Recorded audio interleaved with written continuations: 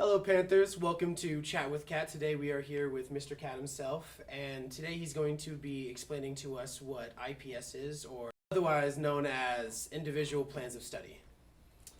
Yeah, so individual plans of study. This was a push by the state a couple years ago, and it was a way to get more intentionality put into students thinking about their futures. It also provides educators a way to put intentionality in our designing of some experiences for each student. One of the tools that we all currently use right now is Zello, and that's a career planning, individual plan of studying based online tool. Hopefully some of you or all of you are aware of some of those.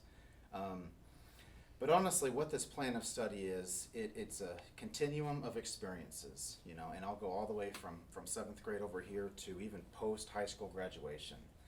And it's providing staple experiences for every single student along that way, so that every student has a chance to discover who they are as a person, who they are as a learner, in hopes of getting them to a place where they can make an educated decision on what do I want to do after I graduate, what are some of my strengths, what are some of my passions, and honestly, what are some steps that I can do to get to where I want to be. Things we do now currently in 7th grade are some of the community tours. Our guest speakers, our post-secondary people that we bring in just to hear a little bit about what's out there. One of the big pushes in those early grades, the 7th and 8th and even 9th and 10th, are we're just going to discover ourselves and we're going to explore possibilities.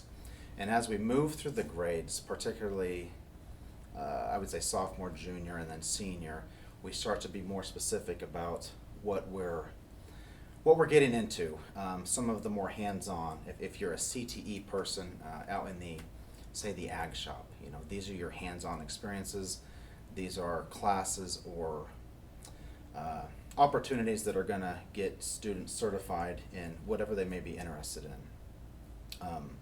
So it's really moving from exploratory opportunities for all to very career-specific experiences when we get older.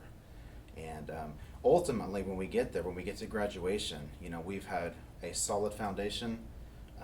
We are certified in some of these recognized certifications across the state. We have, say, college classes under our belt that we can walk out of these walls with and set us up for a future.